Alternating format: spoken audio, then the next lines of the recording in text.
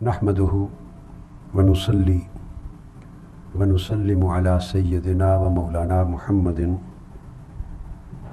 رسوله النبي الأمين المكين الحنين الكريم الرؤوف الرحيم. أما بعد، بسم الله الرحمن الرحيم. محترم مشائخ اعظام، علماء کرام، معزز اساتذہ و طلباء، خواتین و حضرات اور جملہ سامعین و ناظرین، اللہ رب العزت کا شکر ہے جس کی توفیق سے ہم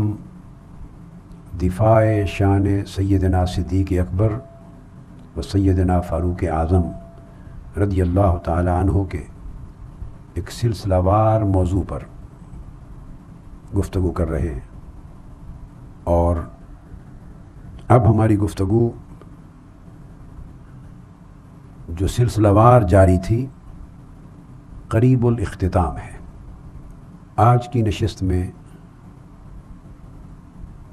ہم جن موضوعات پر انشاءاللہ تعالی روشنی ڈالیں گے ان میں سب سے پہلے وہ واقعہ ہے جو موضوع بھی ہے اور مکذوبہ بھی ہے. ایک جھوٹا من گھڑت واقعہ ہے جو سیدنا فاروق اعظم رضی اللہ تعالی عنہ کی شان اقدس میں تنقیص کے لیے گھڑا گیا، اور اہل تشیع حضرات نے قدیم زمانے سے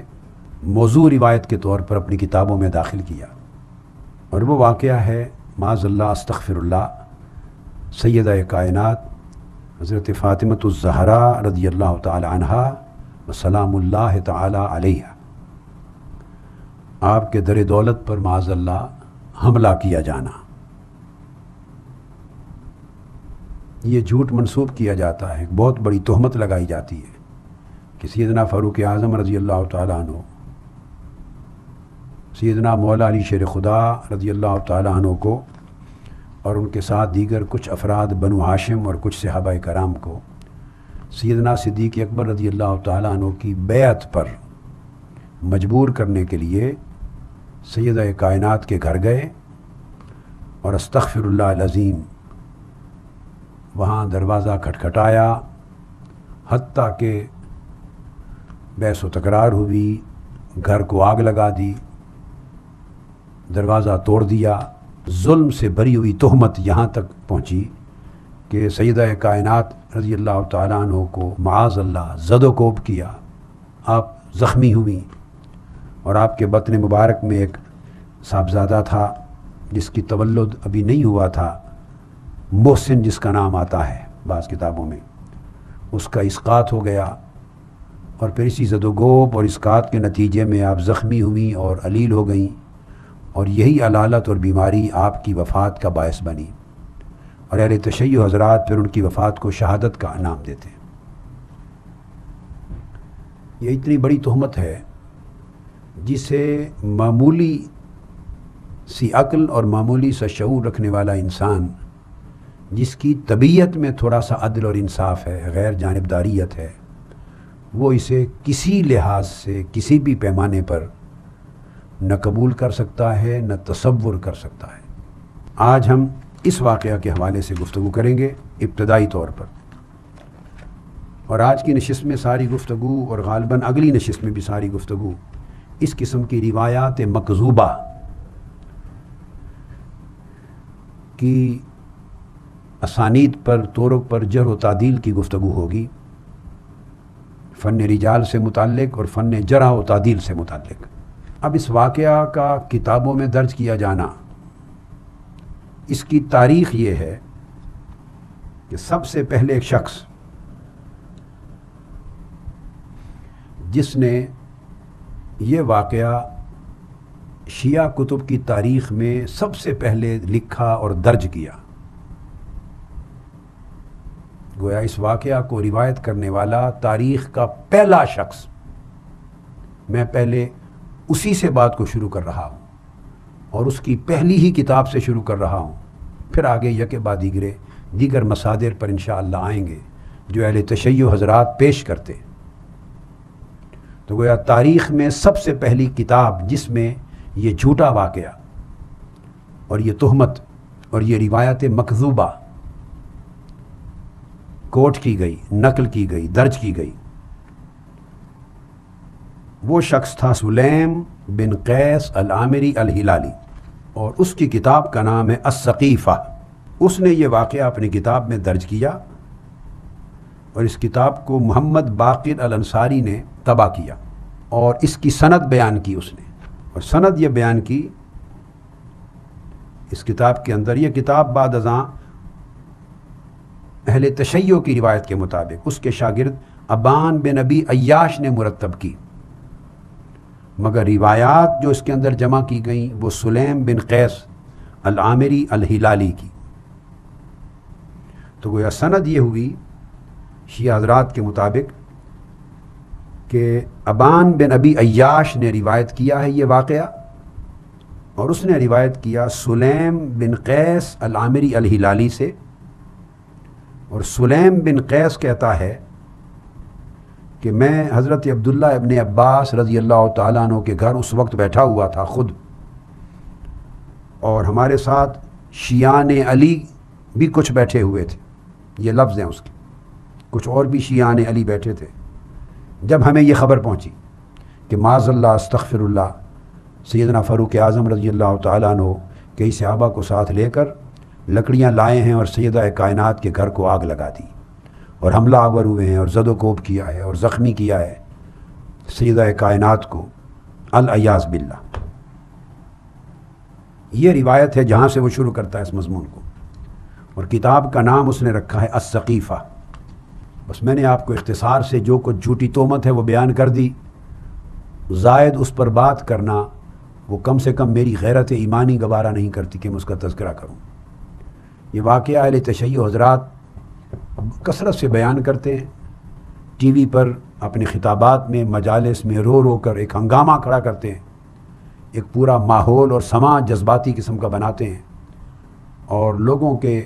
اہل بیت اطہار کے ساتھ اور سیدہ کائنات کے ساتھ جو محبت کے جذبات ہیں، عقیدت و ادب و احترام کے، انہیں ایکسپلائٹ کر کے ان سے کھیلتے ہیں اور آگ لگاتے ہیں، پھر مختلف کتابوں کے حوالے دیتے ہیں۔ سادہ لو انسان جن کے پاس کھنگالنے کے لیے کتب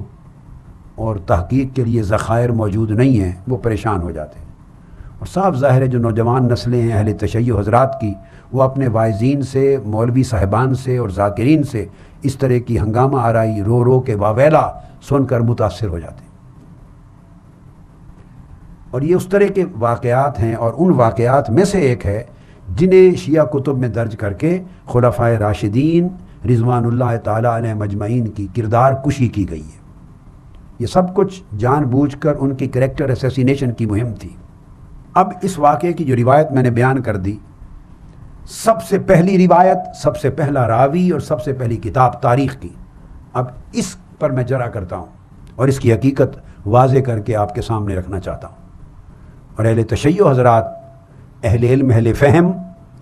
عدل پسند طبیعتیں اور خاص طور پہ نوجوان، وہ بڑی توجہ سے بات کو سمجھیں۔ یہ شخص سلیم بن قیس، جس کی یہ کتاب اسی نام سے معروف ہے، اسے کتابوں میں کتاب سلیم بن قیس بھی کہتے ہیں، مگر اصل نام اس کا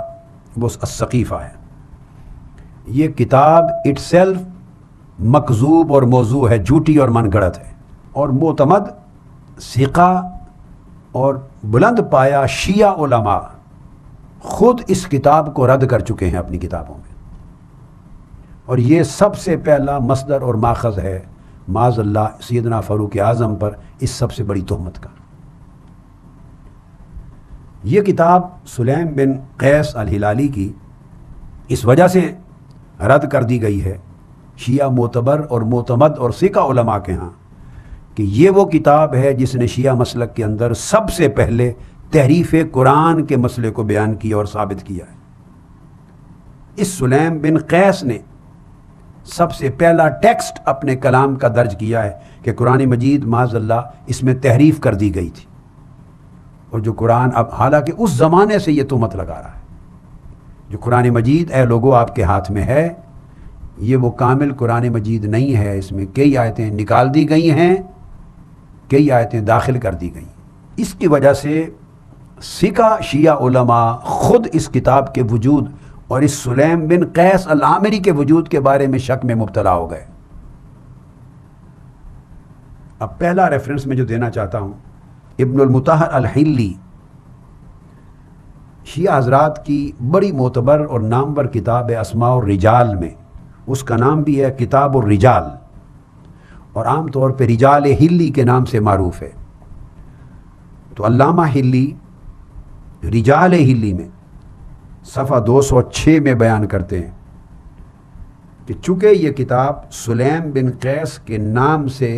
مرتب کرنے والا ابان بن ابی عیاش ہے، اصل کتاب کا جو مرتب ہے وہ ابان بن عیاش بن ابی عیاش ہے، اس نے صرف اس ساری کتاب میں روایتیں سلیم بن قیس کی جمع کی ہیں، چونکہ ساری کتاب اس کی مرویات پہ مشتمل ہے، اس وجہ سے یہ کتاب سلیم بن قیس کی کہلاتی ہے، مگر اس کا مرتب و مؤلف ابان بن ابی عیاش ہے، جو خود کو سلیم بن قیس کا شاگرد بتاتا ہے۔ وہ کہتے ہیں کہ ابان بن ابی عیاش بہت زیادہ ضعیف تھا روایت میں، اور وہ کہتا ہے کہ ہمارے ہاں جو ہمارے اصحاب یعنی شیعہ علماء ہیں وہ اس کتاب کو سلیم بن قیس کی طرف منسوب کرنا اسے موضوع قرار دیتے ہیں، یعنی مؤلف خود ضعیف ہے، اور سلیم بن قیس کے نام جو ساری مرویات درج کی گئی ہیں وہ کہتے ہیں یہ سب کچھ موضوعات ہیں، مکذوبات ہیں، اباطیل ہیں، جھوٹوں کا پلندہ ہے۔ یہ علامہ ہلی نے کتاب الرجال صفحہ 206 میں بیان کیا۔ اب ذرا پوزیشن سن لیجئے، سب سے پہلے مصدر اول کی جو اس سب سے بڑی تہمت کے اوپر پہلی سند ہے۔